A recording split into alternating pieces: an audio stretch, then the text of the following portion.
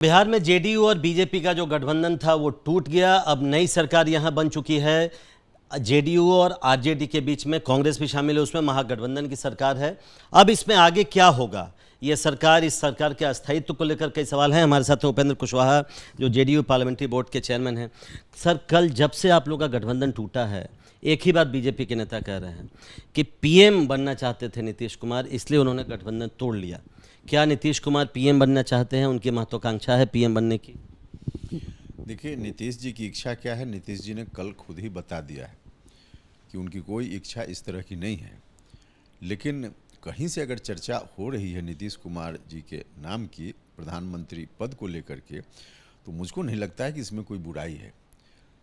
नीतीश कुमार जी का कद तो आज देश में इतना बड़ा हो ही चुका है, हर तरह से उनके अंदर योग्यता है, लंबा अनुभव है, उन्होंने काम करके दिखाया है।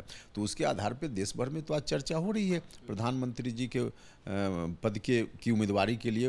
तो उस रूप में अगर कभी मौका होता है तो बिहार के लोगों को तो ज़्यादा अच्छा लगेगा, हम लोगों को तो अच्छा लगेगा। और अभी जो डिसीजन हुआ है उस डिसीजन से देश भर में एक मैसेज भी है, तो इसमें कोई बुराई नहीं है। लेकिन कोई इच्छा और उम्मीदवारी की बात अभी ऐसा नहीं। नहीं, लेकिन बीजेपी कह रही है कि इसी वजह से उन्होंने गठबंधन तोड़ दिया, ये आरोप लगा रही है। ये आरोप तो बिल्कुल सरासर गलत है।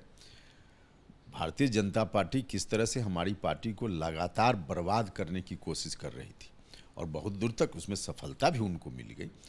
तो इसको देखते हुए, क्योंकि 2020 में जो चुनाव हुआ विधानसभा का, उसमें सब लोगों ने देखा कि किस तरह से हमारे उम्मीदवारों के खिलाफ, जेडीयू के उम्मीदवारों के खिलाफ सब जगह भारतीय जनता पार्टी के नेता लोग एक तीसरी पार्टी का सिंबल लेकर चले गए चुनाव लड़ने के लिए, और चुनाव लड़कर फिर वापस भारतीय जनता पार्टी में शामिल हो गए।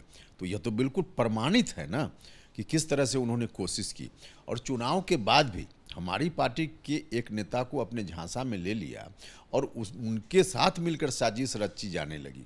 तो हम लोग अगर समय पर नहीं डिसीजन लेते, सचेत नहीं होते, तो हमारी पार्टी को तो बर्बाद कर देते। तो इसलिए हम लोगों ने जो डिसीजन लिया उनके कारण लिया, उनकी धोखेबाजी के कारण लिया, और जिस तरह का रवैया पार्टनर के साथ वो कर रहे थे, इसके चलते लिया। पीएम कैंडिडेट बनने में कोई बुराई नहीं है, बिल्कुल ठीक बोल रहे हैं आप। लेकिन सवाल ये उठ रहा है कि क्या कोई डील हुई है? कहा यह जा रहा है कि एक डील हो गई है, नीतीश कुमार पीएम उम्मीदवार होंगे और तेजस्वी यादव यहाँ पर मुख्यमंत्री, उनको पद जो है उनको सौंप दिया जाएगा। क्या ऐसी कोई डील हुई है? नहीं, देखिए, ऐसा कोई डील, इस तरह की डील हुई है बिल्कुल गलत है, ऐसा नहीं है। अब बोलने के लिए लोग जो कुछ भी बोल लें, कोई डील नहीं है। अभी मुख्यमंत्री के रूप में बिहार की सेवा नीतीश कुमार जी करते रहेंगे, और भविष्य में कोई ऐसा मौका आएगा तो उस वक्त देखा जाएगा। अभी भविष्य की तमाम बातों का कोई आज खुलासा या कोई डिसीजन उस तरह से हम लोगों ने कर लिया है, ऐसा नहीं। मतलब भविष्य में ऐसा होता है तो कोई गुरेज तो नहीं होगा ना, ऐसा अगर सच में नीतीश कुमार जाते हैं वहाँ पे और नीतीश कुमार तेजस्वी यादव को सौंपने की नौबत आती है? देखिए, भविष्य का जो डिसीजन होगा उस डिसीजन को भविष्य में हम लोग बताएंगे। लेकिन कोई भी पार्टी, हम लोग या जेडीयू या कोई पार्टी, सब लोग चाहते हैं कि उनकी पार्टी का जो लीडर है प्रधानमंत्री बने, मुख्यमंत्री बने। उसमें क्या दिक्कत है? तो जेडीयू का हो या आरजेडी का हो, भविष्य में कोई ऐसा डिसीजन होगा तो उस वक्त की बात होगी।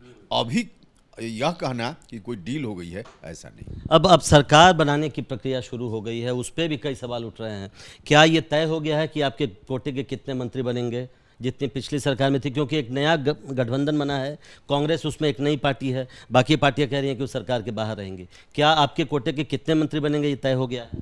नहीं, इसके लिए थोड़ा इंतजार करना पड़ेगा आपको। इंतजार कीजिए, जवाब मिल जाएगा।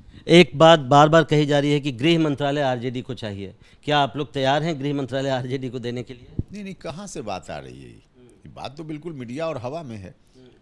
इसलिए ऐसा कोई प्रस्ताव या कोई बात आ रही है, बात कहाँ से आ रही है? कुछ भी ऐसा नहीं है।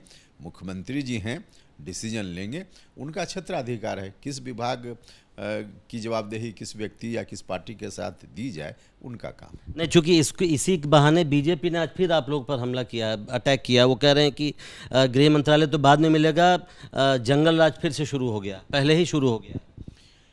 नीतीश कुमार जी के लीडरशिप में बिहार में सरकार है, बिहार की जनता बिल्कुल निश्चिंत है, कोई गड़बड़ी नहीं होगी।